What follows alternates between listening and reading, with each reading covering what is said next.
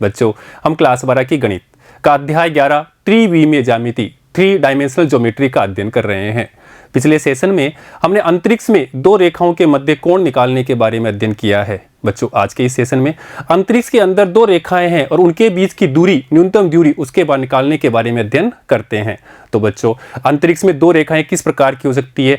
अंतरिक्ष में दो रेखाएं इस प्रकार की हो सकती है, या तो वो रेखाएं एक दूसरे के समानांतर हो या एक दूसरे के प्रतिच्छेद करती हो। अगर वो दो रेखाएं एक दूसरे को प्रतिच्छेद करती है तो उस स्थिति में उनके बीच की न्यूनतम दूरी वो 0 के बराबर होगी। अगर दो रेखाएं एक दूसरे के समानांतर है और तब उनके बीच की न्यूनतम दूरी, तो उसके लिए अपन इन दोनों के बीच का लंब डालते हैं और लंब की लंबाई ही उन दोनों के बीच की न्यूनतम दूरी होगी। अर्थात अपन कह सकते हैं कि रेल की पटरियां हैं, वो एक तल में है, तो उनके बीच की दूरी निकालनी है तो एक पटरी से दूसरी पटरी के ऊपर लंब खींचते हैं और वो लंब की लंबाई ही उन दोनों के बीच की दूरी होती है। इसके अतिरिक्त दो रेखाएं ऐसी भी हो सकती है अंतरिक्ष में जो ना तो काटे और ना ही वो समानांतर हो, और ऐसी स्थिति में दो अलग अलग तल होंगे। एक तल ये हो सकता है, मान लेते हैं एक तल ये हो, एक तल ये तल हो गया, एक तल ये तल हो गया, और इन तलों के ऊपर अपन रेखाएं खींचते हैं। इसके ऊपर एक तल है, इसके एक रेखाएं खींचते हैं, और एक तल ये वाला है, इसके ऊपर रेखाएं खींचते हैं, तो वो ना तो एक दूसरे को प्रतिच्छेद करेगी और ना ही एक दूसरे को काटेगी। तो ऐसी स्थिति में उनके बीच की दूरी निकालना हो तो उनके बीच की दूरी निकालेंगे तो उसको बोलते हैं, तो विषम तलीय रेखाओं के बीच की दूरी, अर्थात विषम रेखाएं, विषम तलीय रेखाएं होती है, उनके बीच की दूरी हमने निकालते हैं। तो देखो, बात करते हैं विषम तलीय रेखाएं। तो ये हमारे पास में दो रेखाएं हैं, एक तल में होगी, एक ही तल में, तब तो वो क्या होती है, या तो समानांतर होगी या दूसरी कंडीशन क्या हो सकती है, वो प्रतिच्छेद करेगी। अगर प्रतिच्छेद करती है तो उसके समय इसकी न्यूनतम दूरी तो 0 होगी। अगर दोनों समानांतर है तो इसके इस रेखा से इसके ऊपर लंब डालेंगे तो वो इसकी दूरी हो जाएगी। ठीक है।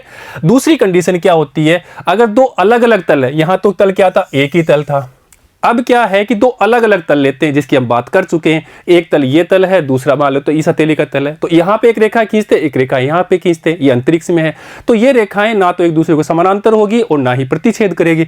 जैसे यहां पे दिया होगा कि एक रेखा तो है यहां पे इस छत के ऊपर डी ये आपकी जीई, और दूसरी रेखा इस तल के ऊपर, तो दो अलग अलग तल हो गए।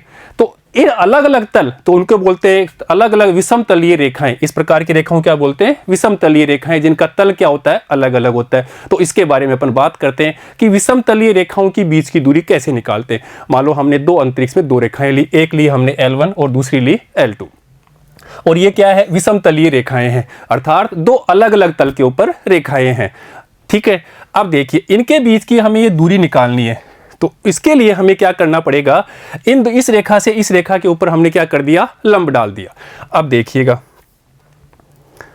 इस रेखा से इस रेखा के ऊपर हमने लंब डाल दिया, और L1 रेखा के ऊपर हमने एक बिंदु लिया S, और इसी प्रकार L2 रेखा पे एक बिंदु लिया हमने T, और S का जो है स्थिति सदिश वो मान लेते हैं अपन A1 है, A1 वेक्टर। इसी प्रकार दूसरी रेखा जो L2 है उसके ऊपर बिंदु लिया T, और उसका स्थिति से मान लेते हैं A2 है। ठीक है। और ये हमारा ST वेक्टर हो गया, S और T वेक्टर। अब देखिए, तो ST के बीच की दूरी तो क्या हो जाएगी, A2 vector minus A1 vector. हमें क्या निकालना है, हमें निकालना है PQ, अर्थात L1 और L2 के मध्य न्यूनतम दूरी। तो हमने इस रेखा से इस रेखा के ऊपर लंब डाला। अब देखिएगा, हम मान लेते हैं कि L1 रेखा का समीकरण, रेखा का सदिश समीकरण ले लेते हैं।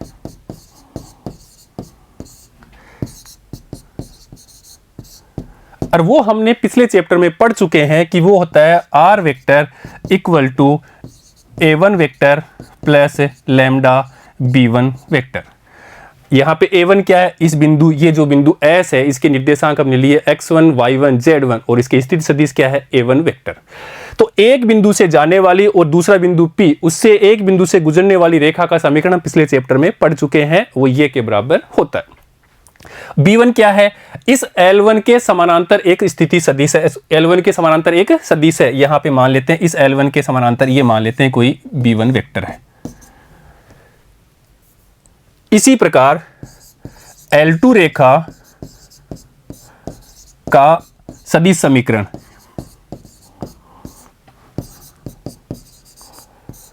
वो अपन मानते हैं R vector equal to A2 vector plus mu B2 vector. अर्थात ये भी इसी की तरह है जो हम पढ़ चुके अंतरिक्ष में एक बिंदु से होकर जाने वाली रेखा आर का स्थिति R vector is equal to A plus lambda B, हम पढ़ चुके हैं बी क्या है, इसके समानांतर रेखा है। इसी प्रकार L2 के समानांतर रेखा कौन सी हो जाएगी, L2 के समानांतर हमने रेखा मान लेते हैं, इसके समानांतर एक लिया हमने ये B2 वेक्टर। अब देखिएगा, अब यहां पे दिया हुआ है कि जो L1 है समानांतर है किसके, B1 वेक्टर के। इसी प्रकार L2 रेखा है वो समानांतर है किसके, B2 सदिश के। ठीक है, अब B1 और B2, ये B1 और B2 का एक तल बन गया और उसके लंबवत हमें एक सदिश लेना है, तो हमें क्या करना पड़ेगा, उनका क्रॉस प्रोडक्ट करना पड़ेगा। और क्रॉस प्रोडक्ट करेंगे तो उनके सदिश अनुदिश एक मात्रक सदिश, हमें उनके लंब एक मात्रक सदिश मिलेगा। अर्थात ये मान लेते हैं कि ये हमारा एक है B1 सदिश और दूसरा मान लेते हैं ये हमारे पास है एक B2 वेक्टर, और इन दोनों से ये यहाँ पे जहाँ कहीं मिलेंगे थीटा कोण बनाएंगे और इसके लंबवत एक तल होगा वो n कैप होगा, इसके लंबवत, अर्थात A1 वेक्टर और या इसको बोलते अपन B1 सदिश और B2 सदिश, अर्थात B1 और B2 तल के लंबवत जो सदिश होगा वो कौन सा होगा, ये वाला होगा, जिसकी दिशा कहाँ होगी, n कैप के बराबर होगी। अब देखिए यहां से अगर बात करें अपन, अर्थात ये B1 vector cross B2 vector parallel होगा PQ सदिश के, इसके पैरेलल होगा, क्योंकि हमने ये B1 है, ये B2, ये B1 सदिश B2 सदिश, इस B1 और B2 तल के लंबवत हमने लिया है B1 क्रॉस B2 वेक्टर, जिसकी दिशा कहाँ होगी, इस साइड में होगी। और यहाँ पे PQ सदिश है, इन दोनों के बीच की दूरी है PQ वेक्टर, तो वो किसके बराबर हो जाएगा, वो बराबर हो जाएगा B1 vector cross B2 vector के। अब देखिएगा, अब यहां से अपन देखते हैं कि ये है अपना PQ, ये अपने पास मान लेते हैं कि ये रेखा है ST, S और यहाँ पर है T, और यहाँ पर है अपना PQ, मान लेते हैं ये है P और ये Q। तो इसके ST रेखा का PQ पर प्रक्षेप, ST वेक्टर का PQ वेक्टर पर प्रक्षेप, वो प्रक्षेप ही क्या होगा, ये PQ इसकी दूरी हो जाएगी। अर्थात S से लंब डालते हैं वो P पे जाएगा, S पे हमने एक लंब डाला वो P पे, इसी प्रकार T से हमने लंब डाला वो कहाँ पे गया, Q पे गया। तो ये जो दूरी होगी वो क्या कहलाएगी, PQ दूरी, और यही हमें निकालना है कि इनके बीच की दूरी क्या है, वो हमें निकालना है। अब देखिएगा, अगर इनको आगे मिलाते हैं यहां पे कोई कोण बनेगा थीटा। अब देखिएगा, तो प्रक्षेप करना है ST का PQ पर प्रक्षेप, अर्थात ST वेक्टर का PQ पर प्रक्षेप, और वो हम जानते हैं वो प्रक्षेप होगा PQ किसके बराबर होगा, PQ के, PQ बराबर ST कोस थीटा के बराबर होगा, और थीटा न्यून कोण है इसलिए इसका परिमाण ले लेंगे, ये इसके बराबर होगा। अब हमें क्या चाहिए, ये कोस थीटा चाहिए। एक वेक्टर कौन सा है, एक वेक्टर हमारे पास PQ वेक्टर है, एक वेक्टर है हमारे पास PQ वेक्टर, और दूसरा वेक्टर है हमारे पास ST वेक्टर। यहां से अपन डॉट प्रोडक्ट करते हैं तो हमें कोस थीटा मिल जाएगा, और वो वैल्यू यहां रख देंगे तो हमें ये PQ के बीच की दूरी मिल जाएगी। ठीक है, अब अपन क्या करते हैं, यहां पे डॉट प्रोडक्ट, अर्थात देखिएगा PQ vector dot ST vector, A vector dot B vector, A vector का परिमाण बी वेक्टर का परिमाण कोस थीटा के बराबर होता है। तो यहाँ ए वेक्टर की जगह PQ वेक्टर है, बी वेक्टर की जगह क्या है अपने ST वेक्टर है, इसलिए अपन लिखेंगे PQ वेक्टर का परिमाण ST वेक्टर का परिमाण कोस थीटा। यहां से हमें कोस थीटा लेना है, तो कोस थीटा तो दोनों तरफ मोड़ ले लेंगे, is equal to PQ vector dot ST vector upon PQ vector का परिमाण और ST वेक्टर का परिमाण, और ये पूरे का मोड। अब देखिए यहां से PQ वेक्टर क्या है, PQ वेक्टर क्या है, PQ वेक्टर के अंदर हमारे पास में है P से Q के बीच की दूरी, वो हम मान लेते हैं D है, और उसके साथ में उसकी दिशा n कैप है। इसी प्रकार एस टी वेक्टर है, वो क्या है अपने पास, यहाँ से एस से लेकर के टी के बीच का जो स्थिति सदिश है वो एस टी वेक्टर है। यहाँ से इसका दूरी है, ये तो डी के बराबर ही आएगा। पी क्यू का परिमाण ले लेंगे तो वो किसके बराबर आएगा, वो डी के बराबर आएगा। और ये एस टी के बीच की दूरी है। अब अपन एस टी के ये परिमाण है, एस का स्थिति सदिश क्या लिया था हमने, ए वेक्टर, और इसी प्रकार a1 वेक्टर, और इसी प्रकार t जो L2 रेखा पर में t बिंदु लिया था उसका स्थिति से हमने लिया था a2 वेक्टर, अर्थात st अपने पास हो जाएगा a2 vector minus a1 vector. अब इसकी बात करते हैं। अभी हमने बात किया जो b1 वेक्टर और ये था हमारे पास, मान लेते हैं b2 वेक्टर। इन दोनों वेक्टरों के लंबवत लिया हमने, ये इन दोनों वेक्टरों से ये लंबवत सदिश है n कैप, अर्थात इस तल से b1 और b2 तल से लंबवत तल कौन सा हो जाएगा, b1 क्रॉस b2, अर्थात b1 vector cross b2 vector. अब ये किसके बराबर है, ये बराबर है b1 वेक्टर पैरेलल है b2 वेक्टर पैरेलल है pq के। अर्थात यहां से अपन बात कर सकते हैं कि n कैप pq सदिश की दिशा में मात्रक सदिश या इकाई सदिश, इकाई सदिश निकाल लेते हैं इसका। तो इसका इकाई सदिश हमारे पास प्राप्त होगा n cap equal to b1 vector cross b2 vector upon b1 vector cross b2 vector का परिमाण।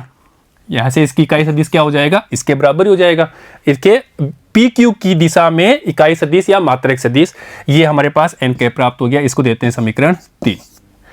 देखिएगा, इसको दे देते हैं अपन समीकरण 2। अब यहां से समीकरण 2 से कोस थीटा का मान समीकरण 1 में रख देते हैं अपन। तो समीकरण 2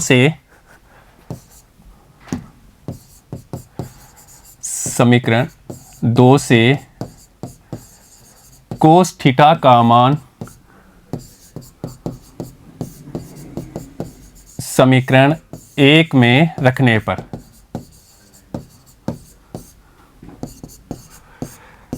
और समीकरण 1 है हमारे पास में P Q equal to S T cos theta.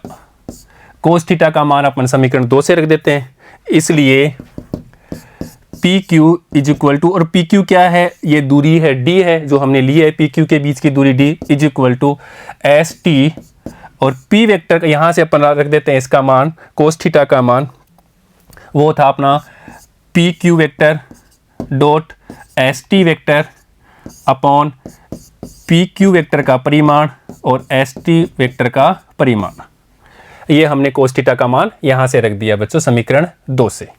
ठीक है, अब देखिएगा पी क्यू वेक्टर क्या है, और हम जानते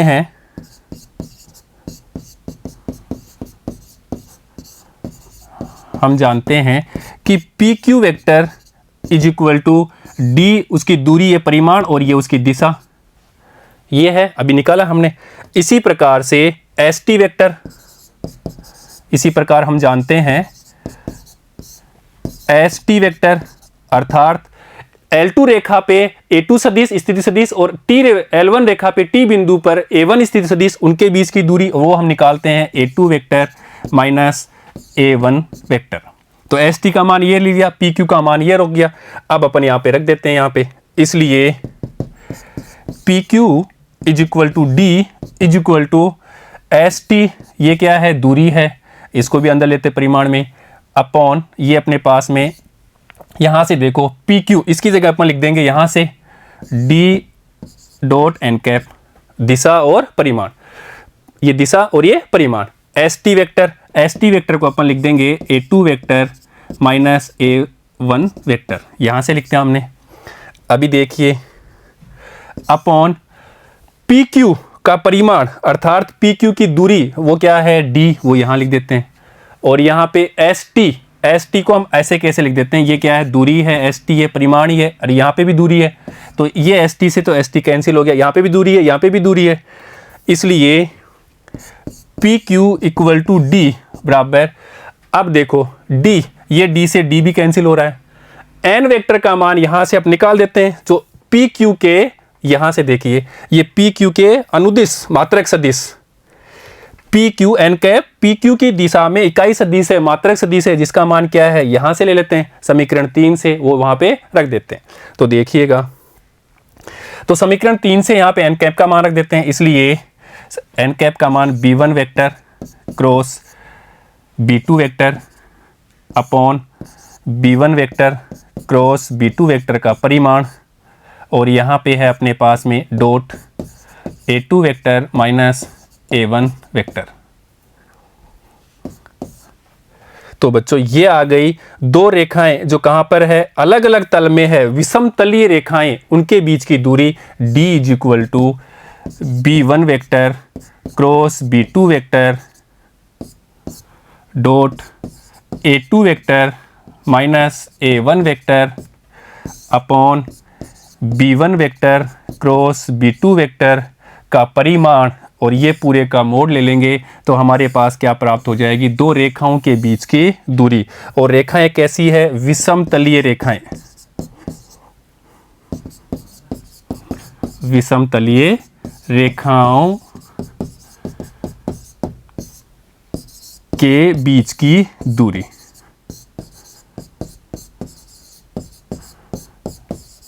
तो ये इसकी सहायता से हमने प्राप्त कर लिया। अब देखो बच्चों, इसी चीज को हमें कार्तीय रूप में लिखना हो तो कार्तीय रूप में लिख लेते हैं। देखिएगा कार्तीय रूप में, कार्तीय रूप में दो रेखाओं, विषमतली रेखाएं, दो रेखाओं के बीच की दूरी।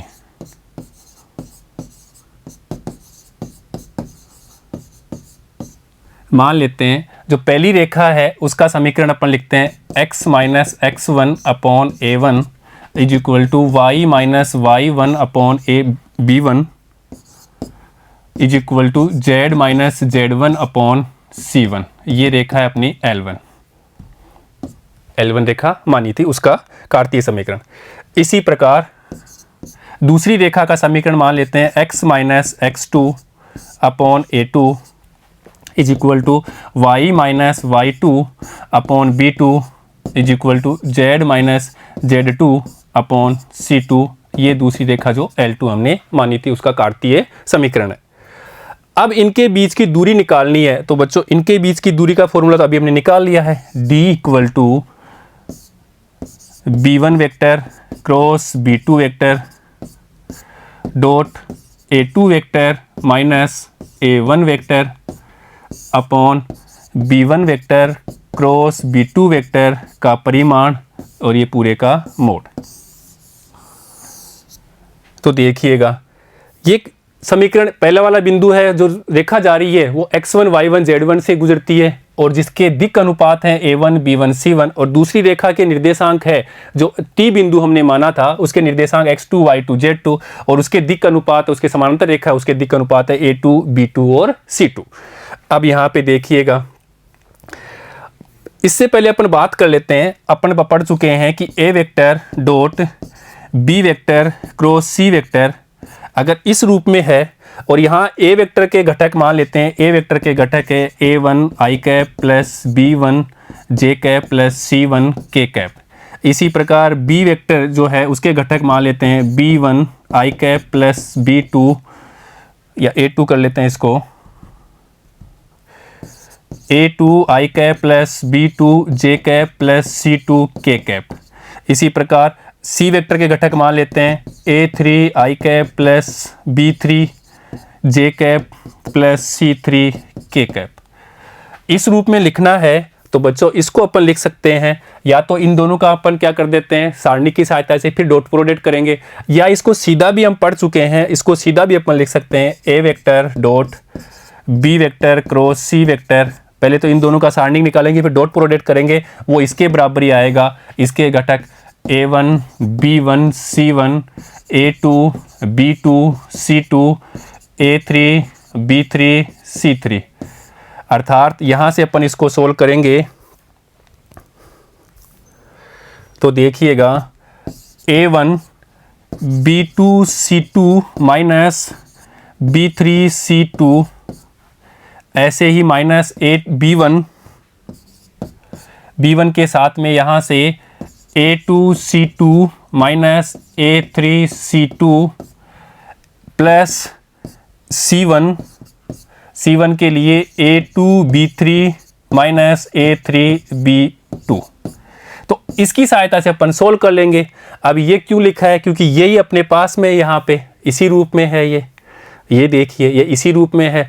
यहाँ से अपन इसके मान, तो यहाँ पे मान दिए हैं B1 B2, इसके हमें दिक्कनुपात दे रखे हैं, ये दे रखे हैं A1 B1 C1, और इसी प्रकार तो देखिए इसको अपन ऐसे लिख सकते हैं, देखिएगा कि B1 vector equal to A1 I cap plus B2 B1 J cap plus C1 K cap. इसी प्रकार B2 वेक्टर जिसके दिक्कनुपात हैं, जिसको आप घटक के रूप में लिख लेते हैं A2 I cap plus B2 J cap plus C2 K cap. और बच्चों A2 माइनस A1 वेक्टर, इसको अपन घटक के रूप में लिखते हैं तो X2 minus X1 I cap plus Y2 minus Y1 J cap plus Z2 minus Z2 minus Z1 K cap. इसलिए अब यहाँ पे देखिए, यहाँ से इसके घटक कौन से हो जाएंगे, X2 माइनस X1, ये कौन से घटक है, अदिश घटक, या यहाँ पे Y2 minus Y1 Z2 minus Z1। इसी प्रकार इनके घटक ये हैं। तो अभी यहाँ पे पढ़े थे, इसकी सहायता से यहाँ पे सोल्व करते हैं, इसलिए और फॉर्मूला हमारे पास में है D is equal to B1 cross B2 dot A2 vector minus A1 vector upon B1 vector cross B2 vector का परिमाण और ये पूरे का परिमाण। अब इसके घटक यहाँ पे मिल गए, B1 के घटक यहाँ पे, अर्थात ये क्या हो गया, ये क्रॉस प्रोडक्ट और फिर डॉट प्रोडक्ट इसकी तरह ही हो गया, क्रॉस प्रोडक्ट और डॉट प्रोडक्ट। तो अपन इसको भी इसकी सहायता से ऐसे लिख सकते हैं। इसलिए देखिएगा, इसलिए कार्तीय रूप में इनके बीच की दूरी D is equal to X2 minus X1 Y2 minus Y1 Z2 minus Z1। इसके घटक लिखना है B1 के, तो B1 के घटक लिखते हैं सदिश के A1 B1 C1। इसी प्रकार दूसरा वेक्टर B2 के घटक लिखते हैं, वो है A2 B2 C2। इसको तो सारणी की सहायता से सोल्व कर लेंगे। अपॉन में ये वाला B1 क्रॉस B2 का परिमाण लेना है, और B1 क्रॉस B2 का परिमाण के लिए अपन देखिए यहाँ से कर लेते हैं। ये अपने पास B1 vector cross B2 vector, I cap J cap K cap, यहाँ से A1 B1 C1 A2 B2 C2। तो देखिएगा, इसलिए I cap A2 I cap से लिए लिखना हमें B1 C2 minus B2 C1 minus J cap के लिए इसको छोड़ना है, तो A1 C2 minus A2 C1। इसी प्रकार से K कैप के लिए इसको छोड़ना है, तो A1 B2 minus A2 B1। और इसका अभी क्या करना है, परिमाण लेना है, क्योंकि हमें तो इसका, ये तो A cross B1 cross B2 है, हमें तो चाहिए B1 क्रॉस B2 का परिमाण।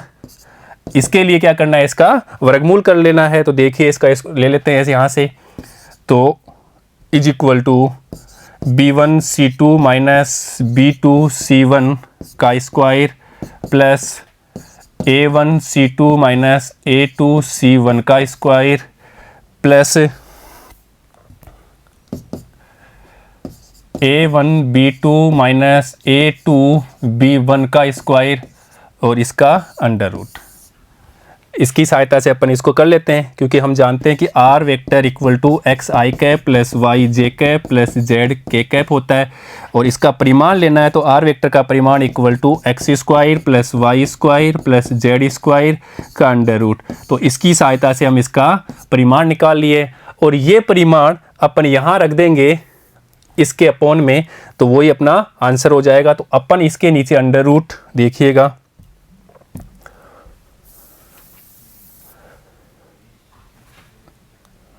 अंडर रूट ये वाली राशि रख देंगे। यहाँ से B1C2 माइनस, तो यहाँ पे रख देंगे B1C2 माइनस B2C1 का square plus A1C2 minus A2C1 का square plus A1B2 minus A2B1 का स्क्वायर, और इसका अंडर रूट है ये पूरा। तो ये हमारा हो गया दो रेखाएं जो कार्तीय रूप में थी और उनके बीच की दूरी निकालना है, तो इस फॉर्मूले की सहायता से अपन उसको सोल्व कर लेंगे।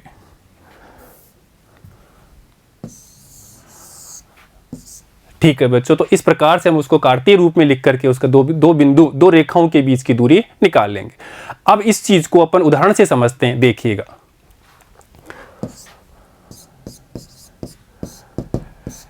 रेखाएं L1 और L2 के बीच की न्यूनतम दूरी ज्ञात करनी है।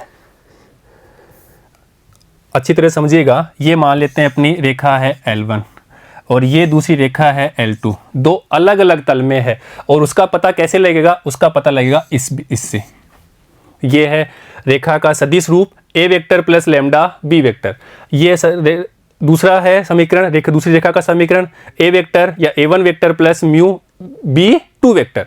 अर्थात B1 और B2 अलग अलग है, तो हम बोल देंगे दो अलग अलग तल में या विषम तलीय रेखाएं हैं। तो ये कौन सी प्रकार की रेखाएं? विषम तलीय रेखाएं।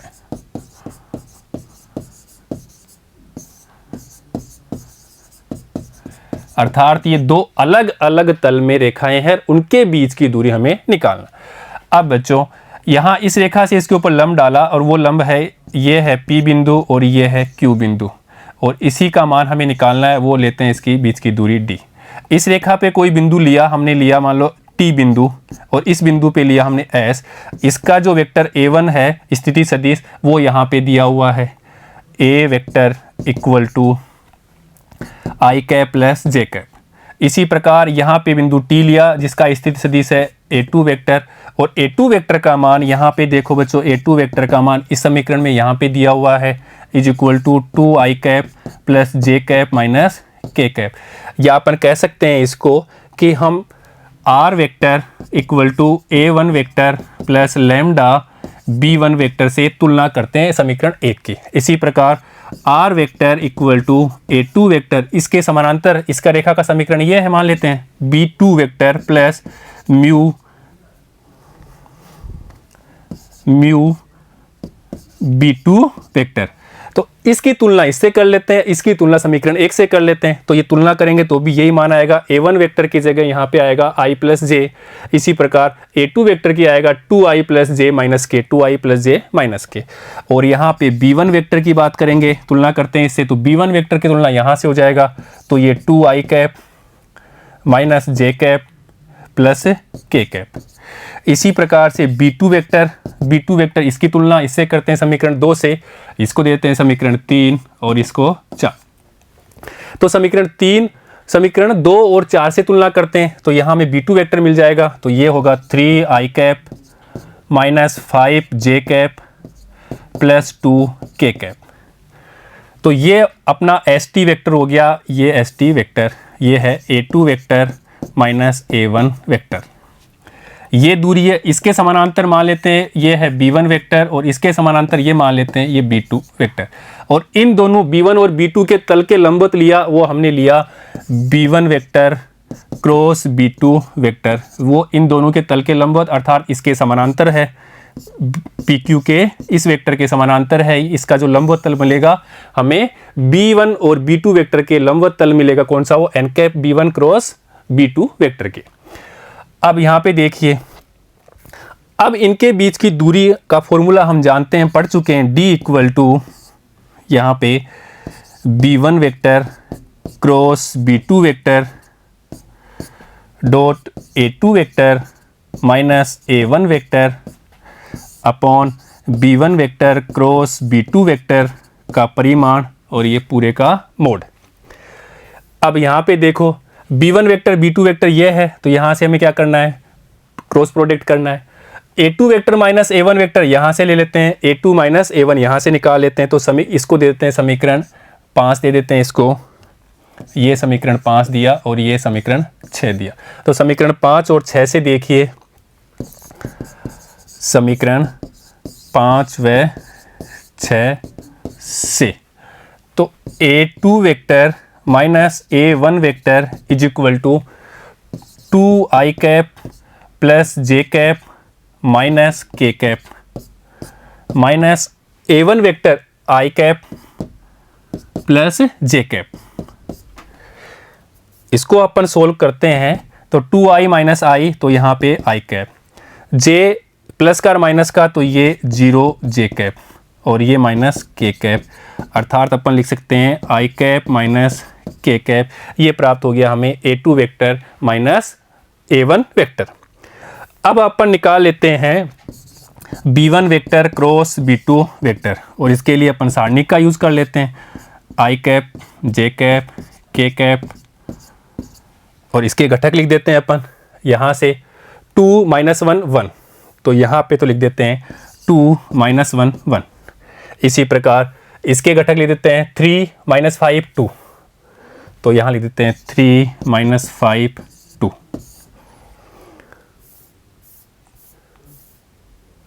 2 माइनस 1 1 और 3 माइनस 5 2, 2 माइनस 1 1 और 3 माइनस 5 2, सही लिखा है बिल्कुल।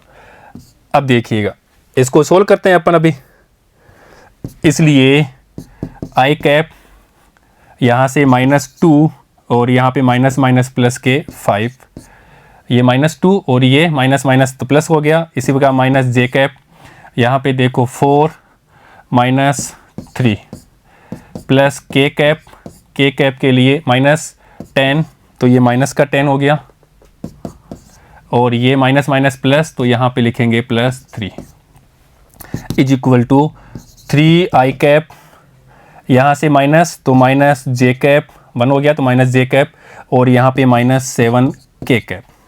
तो ये हमारे पास प्राप्त हो गया B1 vector cross B2 vector.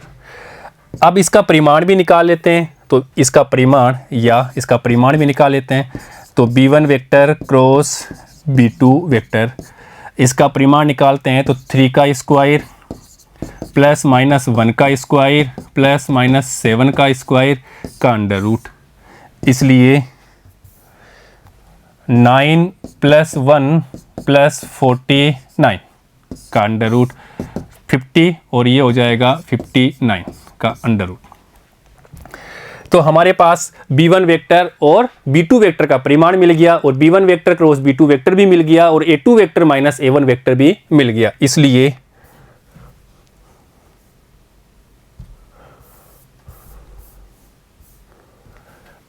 इसलिए D equal to B1 vector cross B2 vector